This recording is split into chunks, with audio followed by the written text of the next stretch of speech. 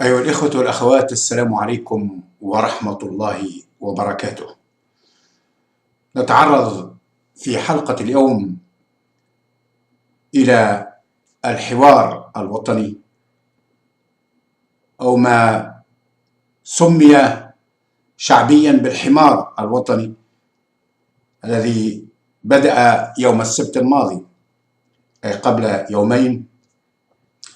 ونحن إذ لا نعلق كبير الأهمية على هذا الحوار، لأننا نعلم جيدا بأن حركة النهضة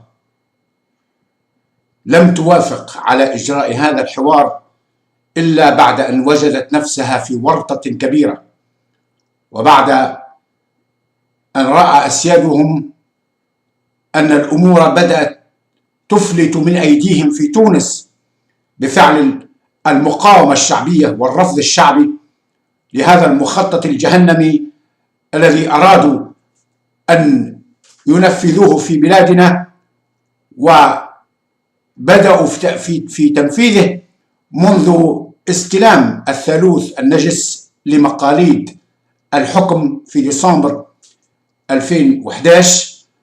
وبان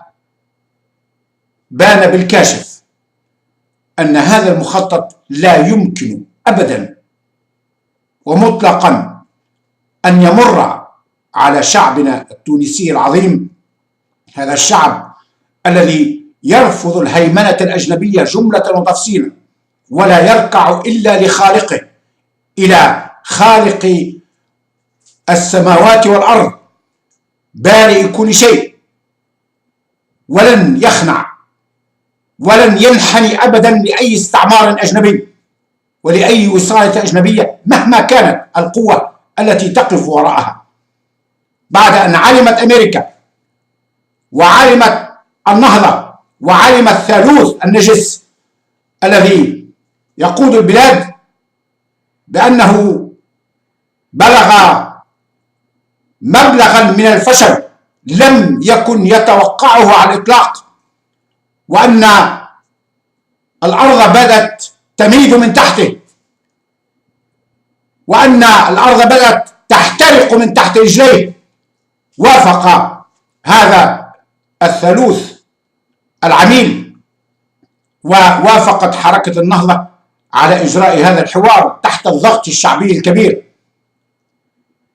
ورأينا للأسف الشديد كيف أن الغنوشي لم يوقع على النص الحرفي لخارطة الطريق التي أعدها الرباعي الاتحاد العام التونسي للشغل ومنظمة الأعراف الصناعة والتجارة ورابطة حقوق الإنسان في تونس والاتحاد العام التونسي للشغل، طبعا لم هيئة المحامين، لم يوقع على تلك الوثيقة إلا بعد أن أضاف إليها جملة يعني تنوء بالتحفظ على ما جاء في خارطة الطريق، وهذا يعني أنه لم يقبل بها، وإنما أخذها كإطار عام لإجراء هذا الحوار. وهذا يضعنا أمام واقع، وهو أن النهضة تريد من وراء هذا الحوار أن تكسب الوقت، لا شيء آخر، تريد فقط أن تكسب الوقت، مزيدا من المماطلة وكسب الوقت، حتى في محاولة للخروج من هذه الورطة بطريقة أو بأخرى. وأنا اليوم أريد أن أقول للنهضة، وأقول لراشد الغنوشي وجماعته، وأقول أيضا للمرزوقي ولبن جعفر ولكل الثالوث الحاكم الترويكا في تونس، أقول لهم ما يلي: لا تحسبوا، وأرجوكم أن تسمعوا جيدا، لا تحسبوا أن الباجي قايد سبسي وحده في الميدان. لا تتوهموا لحظة بأن الباجي قايد السبسي عندما دخل إلى هذا الحوار دخله وحيدا وبدون سند. اعلموا اليوم أنه لم يدخل إلى هذا الحوار إلا بدعم وباستشارة وبقوة تقف وراءه. نعم، وبقوة تقف وراءه. لم يدخل هكذا إلى هذا الحوار، وإنما دفع دفعا إلى هذا الحوار وهو يعلم أن هناك شعب يقف وراءه، وأن هناك قوى حية في تونس تقف وراء هذا الرجل الذي دخل إلى هذا الحوار واقتنع بضرورة هذا الحوار لكي نرفع اللوم عن أنفسنا. نحن دخلنا هذا الحوار لكي لا يلومنا أحد بعد اليوم أننا لم نمد أيدينا إلى حل سلمي في تونس. نعم، هذا هو القصد من هذا الحوار، لكي نضع النهضة ونضع غيرها حلفاء النهضة ونضع أمريكا أيضا التي تدعم هذا الثالوث العميل، نضعها أمام الأمر الواقع، وهو أننا مددنا أيدينا إلى الصلح، مددنا أيدينا إلى الحوار السلمي، مددنا أيدينا إلى إيجاد حل يخرج بلادنا من هذه الأزمة الخطيرة، ويخرج بلادنا من الهيمنة الأجنبية بطريقة سلمية، بطريقة سلمية، حتى لا تلوموننا بعد اليوم بما سنقوم به. أجل، بما سنقوم به. لن نترك أبدا الباجي قايد السبسي وحده في الميدان، أعلم ذلك جيدا، حتى وإن كنت أنا شخصيا وفي العديد من المرات قد لمت الباجي على بعض التنازلات التي قدمها لحركة النهضة، إلا أننا أبدا لن نتركه وحده في الميدان، أعلم ذلك جيدا. ومهما بلغ الأمر فإننا نقف معه صفا مرصوصا. نعم، صفا مرصوصا، لأن الرجل أثبت عبر تسييره للحكومة الانتقالية المؤقتة، وأثبت عبر تاريخه، وأثبت عبر كل ما قدمه من تضحيات من أجل هذا الوطن، وعبر مواقفه الجريئة سواء داخل تونس أو في المحافل الدولية، أثبت أنه وطني غيور على مصلحة هذا البلد. وكم مرة قال لي نور الدين: أنا أفضل أن تحل الأمور بطريقة سلمية، بطريقة سلمية. قلت له: امضي، حاول أن تحل هذا المشكل العويص، هذا الاستعمار الذي أناخ بكلاكينه على بلادنا، حاول أن تتحاور معه. وأنا أعلم يا باجي أن الحوار مع الاستعمار لا ينفع، ولكن إذا كان الأمر من باب رفع اللوم، من باب إثبات أن الحوار مع الاستعمار الجديد الأمريكي الصهيوني لتونس، الحوار مع هذا الاستعمار لا ينفع، فامضي لهذا الحوار، فامضي لهذا الحوار. وقد مضى إلى هذا الحوار مع أحزاب جبهة الإنقاذ والاتحاد من أجل تونس، والجلسة الافتتاحية لم تبشر بخير، لم تبشر بخير. ومواقف حركة النهضة وتصريحات اللوز وغيرهم من قادة النهضة، والناطق باسم حركة النهضة أو نائب مدير الإعلام في حركة النهضة، قال إننا لم نوافق على خارطة الطريق. إذن على ماذا تتفاوضون؟ على ماذا تتفاوضون إذا كنتم لا تنوون الموافقة على هذه الخارطة ولا تنوون احترام الآجال، أجل حل الحكومة بعد 21 يوم من بدء الحوار، ولا تنوون تشكيل حكومة جديدة، حكومة كفاءات وطنية، وتعيين شخص يشرف أو رئيس حكومة يشرف على تشكيل هذه الحكومة، وإذا كنتم تنوون إعاقة تشكيل هذه الحكومة من خلال المجلس التأسيسي أو سحب الثقة منها كما طلبتم بنسبة النص وليس بنسبة الثلثين، أقول لكم أنتم واهمون وأنتم مخطئون، لأنه عندئذ يصبح واضحا للقاصي والداني داخل تونس وخارج تونس، للاتحاد الأوروبي ولأمريكا ولكل دول العالم، يصبح واضح أننا فعلنا كل ما في استطاعتنا واستوفينا كل الطرق السلمية معكم، ولكنكم أناس لا تفقهون، أناس متغطرسون متجبرون، أناس تعتقدون أن أسيادكم سيحمونكم من غضبة الجماهير ومن غضبة المجتمع التونسي بالكامل. وإني أقول لكم مرة أخرى، إنكم إذا مضيتم في هذا الطريق، طريق المغالطات، طريق الكذب، طريق محاولة إيهام الشعب بأنكم صادقون وأنتم لا تنوون سوى المماطلة وكسب الوقت، وتراهنون على أنكم قادرون على قهر إرادة هذا الشعب العظيم، أقول لكم والله سوف تخسرون كل شيء. هذه فرصتكم الأخيرة، هذه فرصتكم الأخيرة.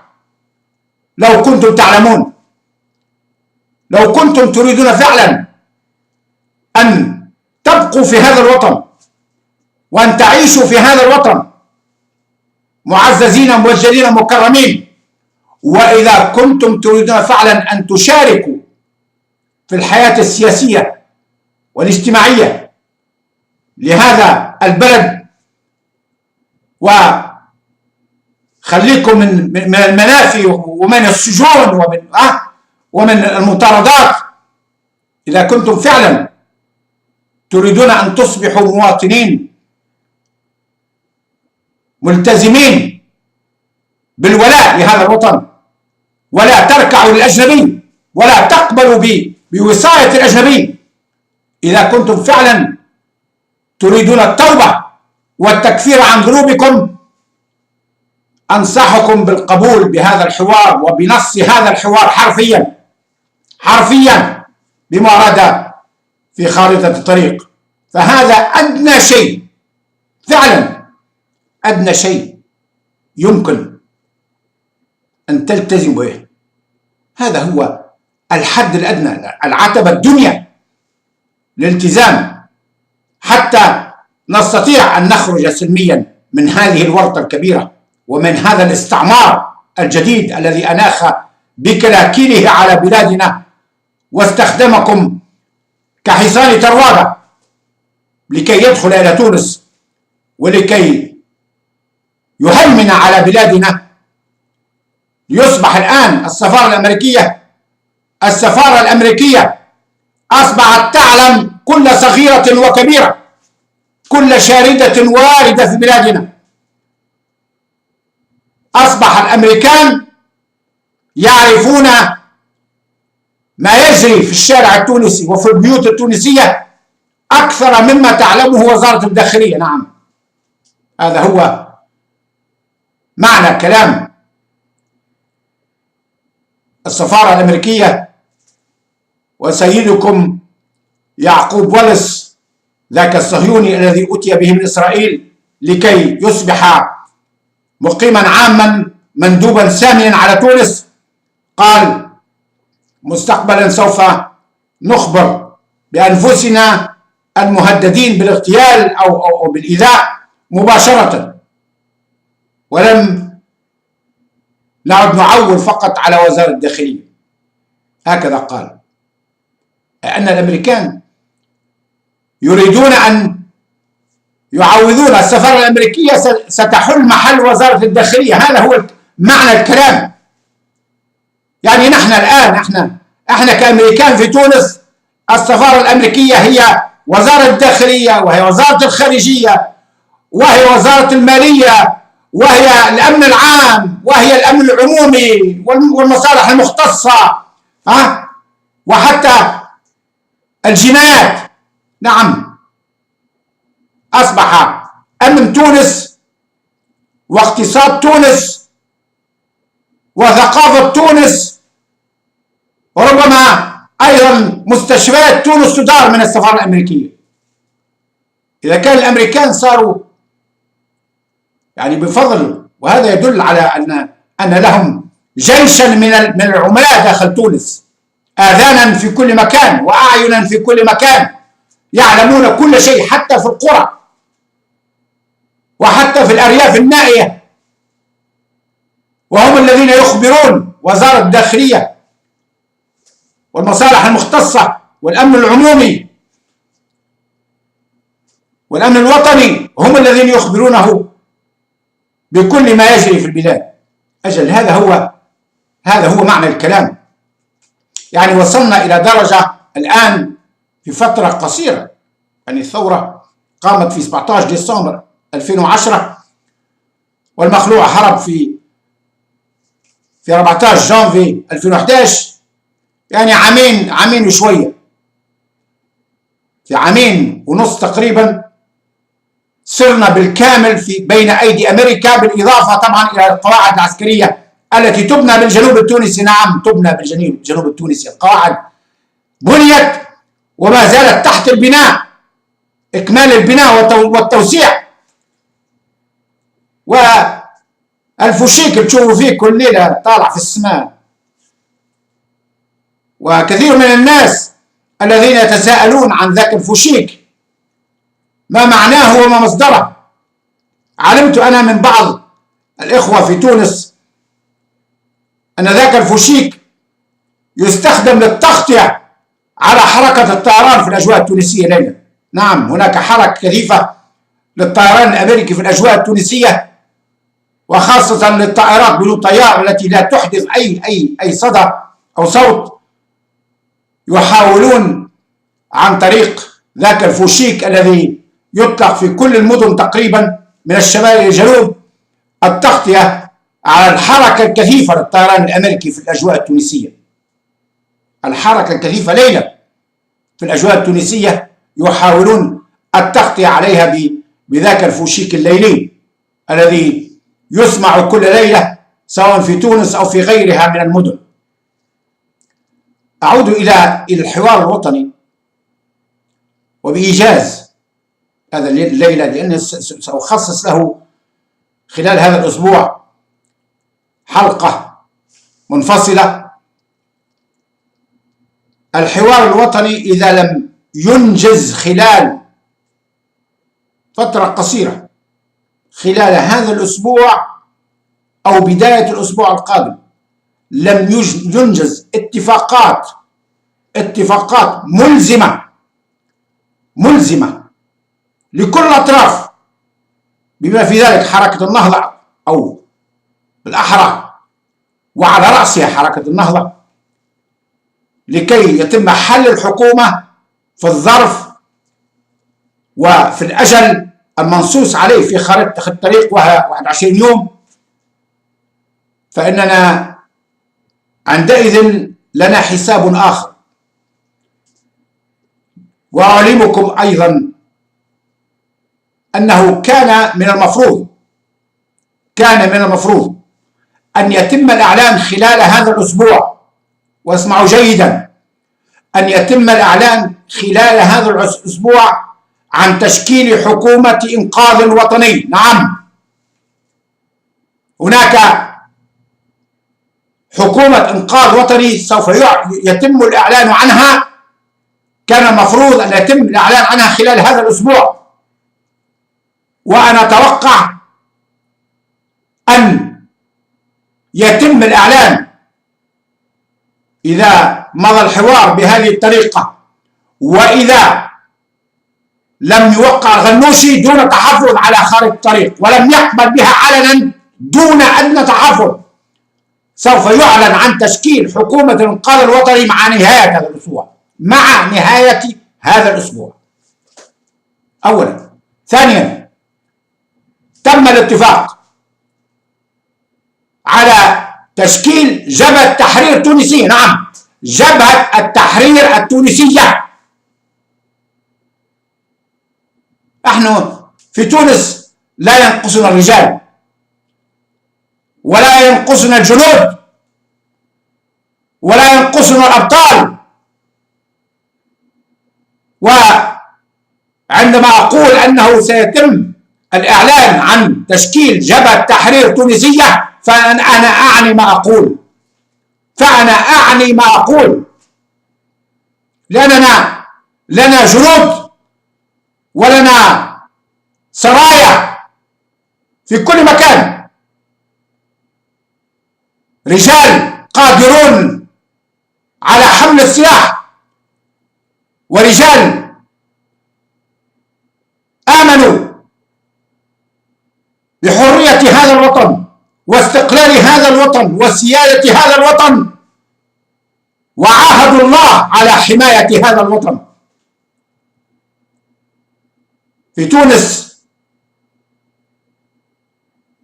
أناس وهبوا أنفسهم وأرواحهم وكل ما يملكون من أجل هذا البلد، ومن أجل عزة هذا البلد، ومن أجل حرية هذا البلد، ومن أجل كرامة هذا البلد، ولن يتورعوا أبدا، لن يترددوا أبدا عن حمل السلاح دفاعا عن هذا الوطن.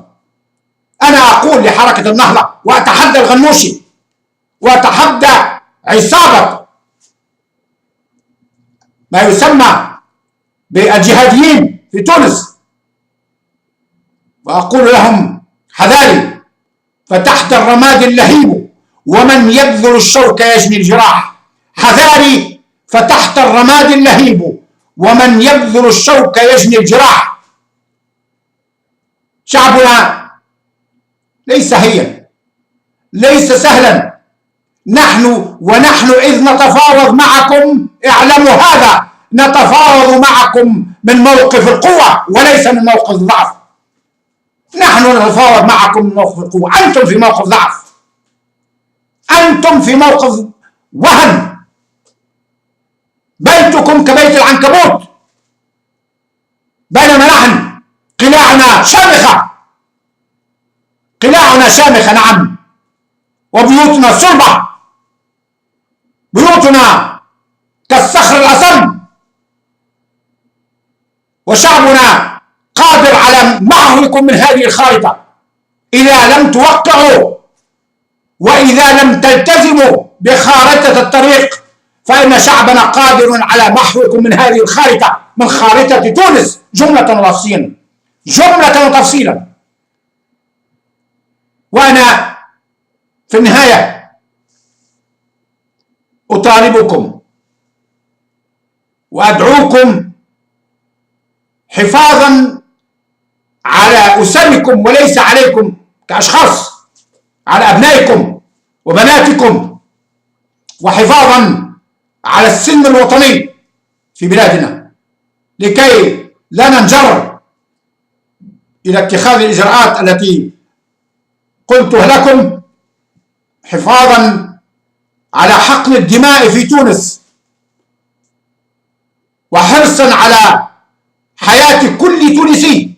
نعم، أجل، نحن حريصون على حياة أي تونسي مهما كان مشربه.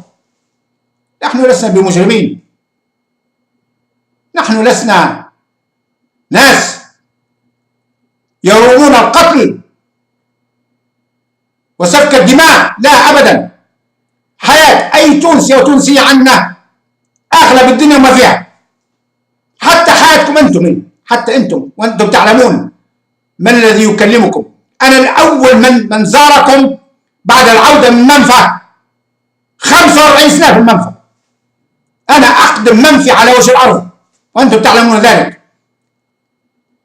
le doyen des exilés tunisiens Arabes et Africains sur terre، عميد المنفيين التونسيين والعرب والعجم على وجه الأرض، على وجه الأرض. وأنا عدت إلى تونس قابلت الباجي قايد سبسي، وأول شيء تحدثنا فيه هو وجودكم في تونس. نعم، هو أنتم، وكيف عدتم إلى تونس. وكنا فرحانين. كنا لما رجعت تونس في 19 مارس 2011 لأول مرة بعد 45 عام، بعد 45 عام، وقابلت الباجي في قصر الحكومة. قلت له الحمد لله أن هذه الثورة أعادت كل المحرومين من هذا الوطن إلى بلدانهم، بما في ذلك الإخوة الإسلاميين. وتحدثنا في الموضوع. وكان الباجي متشائما نوعا ما، قال لي نور الدين ولدي رؤوسهم اصحاح. قلت له معليش خليهم نحكي معاهم، اون فيرا بيان. قلت مهما كانوا هم ابناء هذا الوطن. انا كنت اتوسم فيكم خيرا، كنت اتوسم فيكم خيرا وارى فيكم خيرا، واعتقدت انكم لن تركعوا للهيمنه الاجنبيه. اعلم ان امريكا وبريطانيا وقطر وغيرهم داروا بكم في المنفى، ودخلوكم في دغارير القرى، احنا في تونس، ودخلوكم في بيع وشريه، وهاو نعاونوكم باش تمسكوا السلطه في تونس، ونحن من وراءكم بالاموال وكذا. يعني هذه امور. انا بنفسي استدعوني في قناه الجزيره، وانتم تعلمون ذلك، استدعوني سعي فيصل القاسم لحلقه 19 اوت اغسطس 2008. عمل لي تليفون 5 مرات، قال لي تمشيش ما تجيش. قلت علاش يا فيصل؟ قال لي على قضيه فلسطين. قلت له خذ، علاش ما تاخذش زميل فلسطيني؟ قال لي لا، انا اريدك ان تاتي الى الدوحه، لان الشخص المحاور متاعك اصر على ذلك، يريدك ان تحضر انت بنفسك لهذه الحلقه حول قضيه فلسطين. سافرت الى الدوحه على اساس ان ابقى نهار او نهارين لان الحلقه تذاع على الهواء مباشره نهار 3 في المساء. فاذا بي وجدتهم قد حجزوا لي جناحا ملكيا، نعم جناحا ملكيا، في افخم فندق الدوحه لمده 12 يوم. استعجبت الامر. من الغد لما قابلت فيصل القاسم في قناه الجزيره، فرحب بيا كذا، فهمني، هو الطاقم نتاعو، وقال لي دكتور نحب نعلمك بحاجه. قلت له ان شاء الله خير يا فيصل. قال لي راهو الانجليز والامريكان يحبوا يتعاونوا معاك. انا احكي لكم هاي 2008 هذه حلقه اتجاه معاكس 19 اوت اغسطس 2008، موجوده على اليوتيوب بعنوان اتجاه معاكس نقطتين بريطانيا والمآسي العربيه. تحت هذا العنوان موجوده الاتجاه المعاكس، حلقه اتجاه المعاكس بريطانيا والمآسي العربيه بتاريخ 19 اوت اغسطس 2008. قال لي الامريكان والانجليز انا جاي من المانيا، وجاي على اساس اني حلقه اتجاه المعاكس حول قضيه فلسطين ودور بريطانيا في قضيه فلسطين. فاذا بهم يا فيصل القاسم يقول لي راهو الانجليز الامريكان يحبوا يتعاونوا معاك. قلت له فيصل تعاونوا معايا على ايش؟ تعاونوا معايا على البر والتقوى ولا يتعاونوا معايا على الاثم والعدوان؟ قال لي لا ان شاء الله خير، راهو انت معروف وكذا. بدا يحب انا يعني مجاملات، وانت انسان معروف عند الدول العظمى وكذا، وفهمني، وانت منفي قديم ومعارض وصار فيك مسار وتضحيات ومش عارف كيف. لقيت عنده بعض المعلومات. يعني تعرف ان قناه الجزيره يشتغلوا مع المخابرات الامريكيه والمخابرات الانجليزيه وغيرها، وحتى مع المخابرات العربيه. فطبعا ما حبش يقول لي بالضبط يعني قال لي عموما يعني هم يحبوا يتعاونوا معك. فانهارت الحلقه يعني بعدها بيوم، جيت بكري انا منه، فاذا بي جاني شكون يعني اللي باش يتحاور معايا؟ وزير امريكي، وزير بريطاني، المتحدث الرسمي باسم الحكومه البريطانيه جون ويكس، هو المحاور الذي واتى معه بفريق كامل، يعني سفير امريكا وسفير بريطانيا ومجموعه كامله وكاميرامان ومش عارف شو.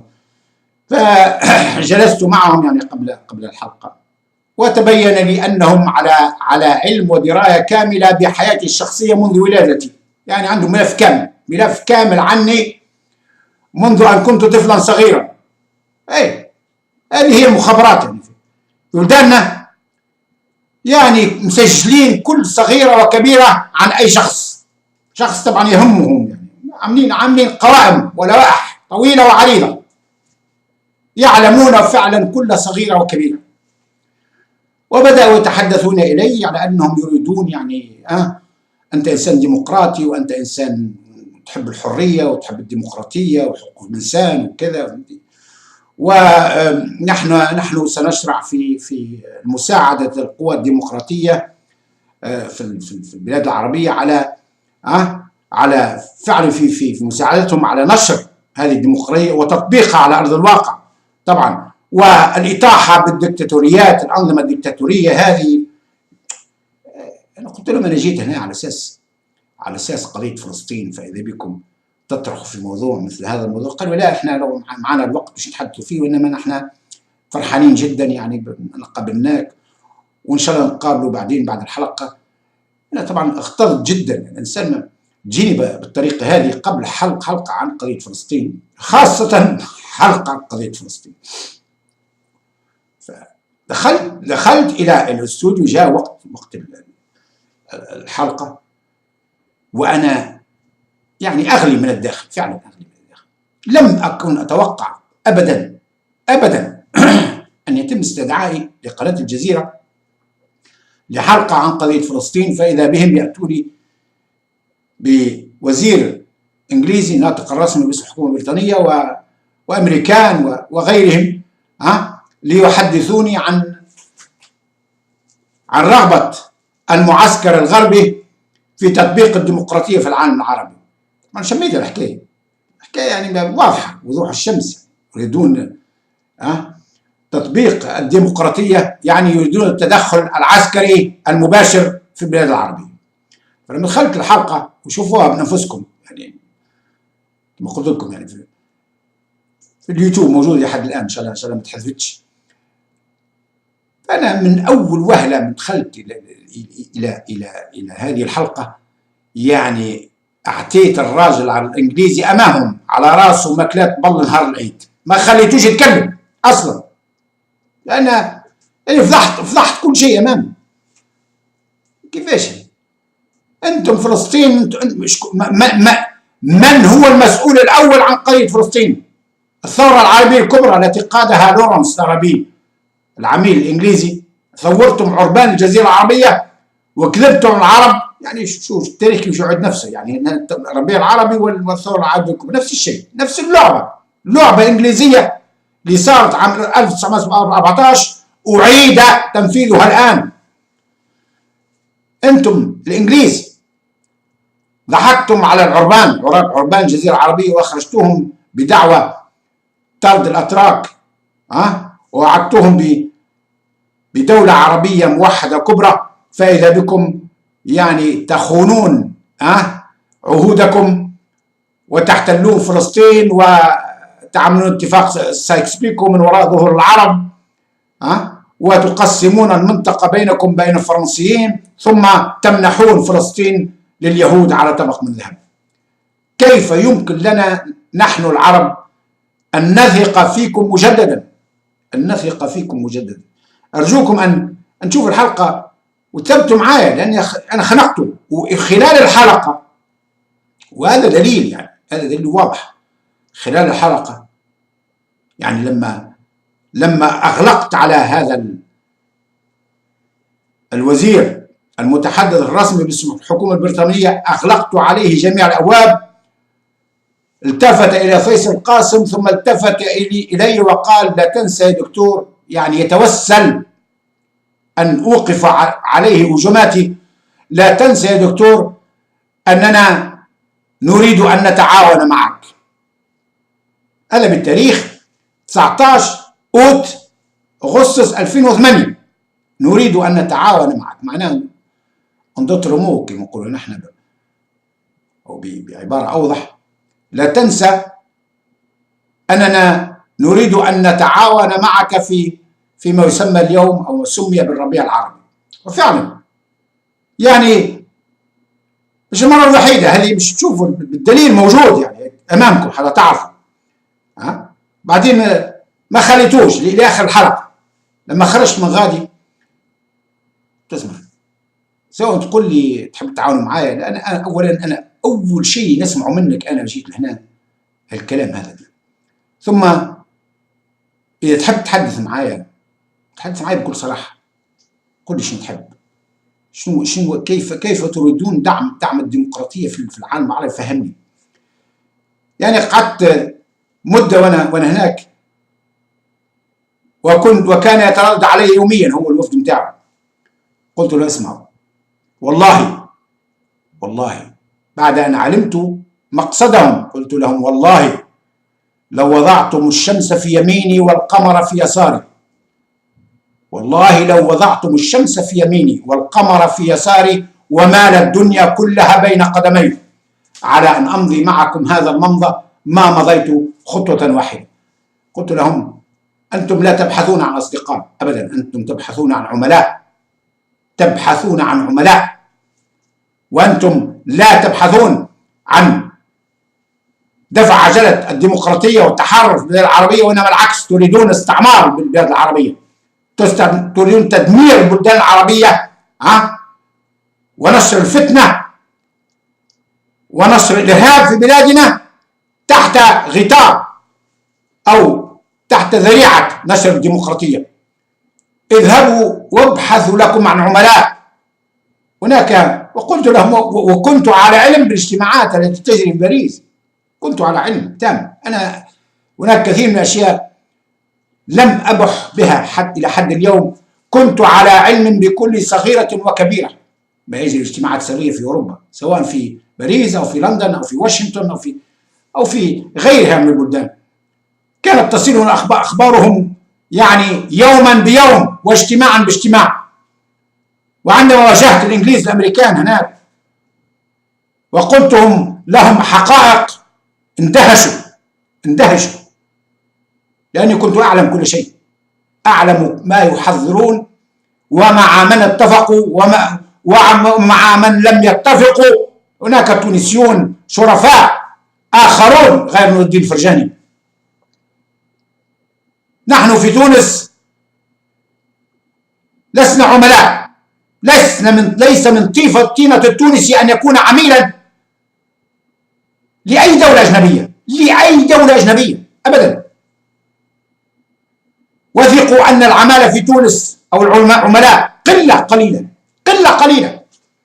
لا يمكن لأي تونسي مثقف، وحتى تونسي نصف مثقف أو حتى تونسي جاهل، أن يقبل بأن يكون عميل لأي أجنبي مهما كان. وقلت أنا لهؤلاء الأمريكان الذين هم أسيادكم يا غنوش الآن، وتخضعون لهم كما تخضعون لأسيادكم الإنجليز، وكما تخضعون للأسف الشديد لأسيادكم الصهاينة. أنا قلت لأسيادكم الإنجليز والأمريكان، قلت لهم: أبدا لن تجدوا تونسيا واحدا، تونسيا وطنيا شريفا، يقبل بأن يمد يده إليكم أو أن يعمل لحسابكم ضد وطنه، حتى تحت هذه الذريعة، ذريعة نشر الديمقراطية. تبا للديمقراطية، تبا لها وألف تب إن كانت الديمقراطية ستوصلنا إلى الدخول تحت كلاكل الاستعمار. أبدا، نحن الحرية عندنا أغلى من الديمقراطية. الاستقلال أغلى من الديمقراطية، السيادة أغلى من الديمقراطية. تبا لهذه الديمقراطية، تبا لها وألف تب. أنا وغيري من التوانسة إذا تخيرونا بين الديمقراطية والحرية أقول لكم الحرية، تخيروني بين الديمقراطية والاستقلال أقول لكم الاستقلال، تخيروني بين الديمقراطية وسيادة تونس أقول لك سيادة تونس وحرية تونس ومستقبل تونس. ماذا أفعل أنا بوطن محتل؟ ما الذي ينفعني هذا الوطن المحتل المستعمر؟ تبا لديمقراطية تحت الاستعمار. فلنحرر بلادنا أولا ثم نبني الديمقراطية من أنفسنا. تحرير تونس يأتي قبل كل شيء، ولذلك سوف نعلن في نهاية هذا الأسبوع عن تشكيل جبهة التحرير التونسية لتحرير بلادنا من كلاكل الاستعمار الذي أناخ بها علينا منذ أن دخل هذا الثالوث العميل إلى سدة الحكم. ولن نقبل بغير تحرير تونس بالكامل، نعم بالكامل، لا سيادة منقوصة ولا استقلال منقوص. إخوتي أخواتي، استودعكم الله والسلام عليكم ورحمة الله وبركاته.